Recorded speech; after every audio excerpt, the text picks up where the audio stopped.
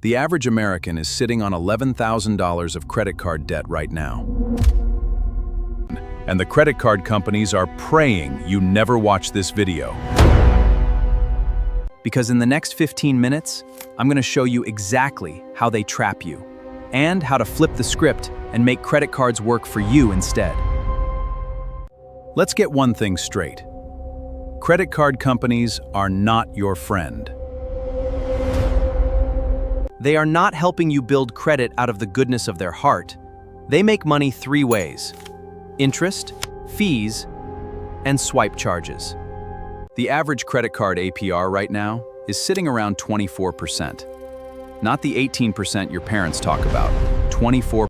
That means if you carry a $5,000 balance and only make minimum payments, you could pay that card company more in interest than you originally borrowed.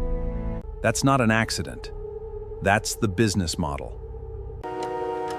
Minimum payments are engineered to keep you paying just enough to stay current, while the balance barely moves.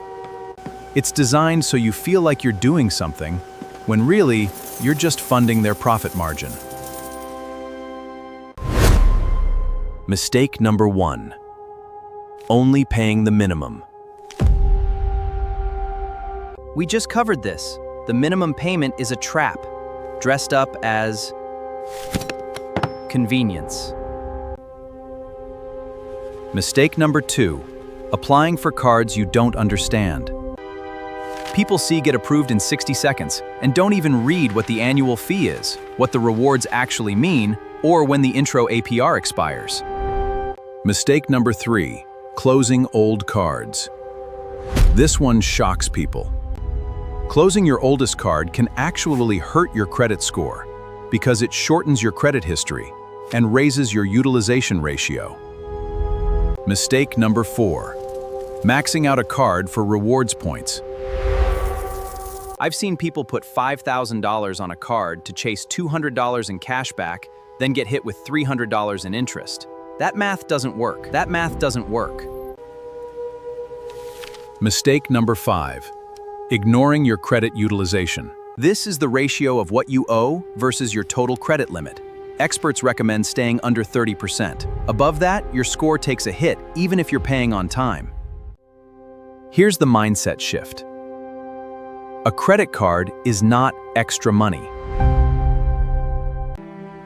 It is a tool you rent from a bank, and the bank charges you if you don't return what you borrowed on time.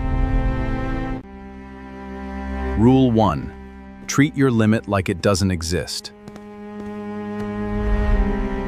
Only spend what's already in your checking account. If you wouldn't buy it with a debit card, don't buy it with credit. Rule 2. Pay in full every single month. Not the minimum, not most of it. In full. This is the single biggest difference between people who build wealth with credit cards and people who drown in it. Rule 3. Pick a card that matches your actual spending, not your dream lifestyle. If you don't travel, a travel rewards card is doing nothing for you. If you spend most of your money on groceries and gas, get a card that rewards that. Rule 4. Set a payment date reminder or auto-pay for the full statement balance. One missed payment can drop your score by over 100 points and stay on your report for years. Rule 5. Check your statement every month. Fraud, subscription creep, forgotten charges, they hide in there. Your credit score isn't just a number for getting approved. It decides your interest rate. On a car, a mortgage, sometimes even your insurance premium, and whether a landlord rents to you. A difference of 100 points on a mortgage can cost you tens of thousands of dollars over the life of the loan. The formula breaks down roughly like this. Payment history is the biggest factor, then credit utilization, then length of credit history, then credit mix, then new credit inquiries. The formula breaks down roughly like this. Payment history is the biggest factor, then credit utilization, then length of credit history, then credit mix, then new credit inquiries. Miss that first one, payment history, and nothing else matters as much. If you're already carrying a balance, don't panic and don't ignore it either. First, stop the bleeding.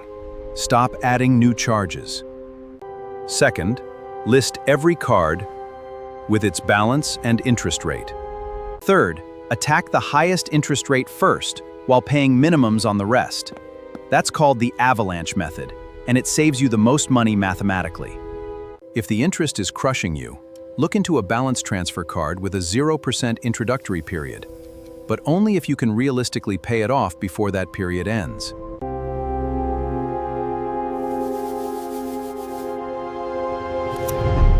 Otherwise, you're just delaying the problem.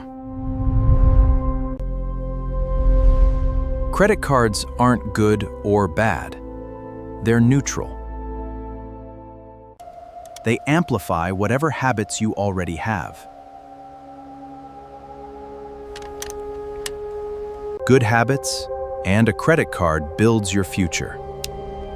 Bad habits, and it quietly drains it.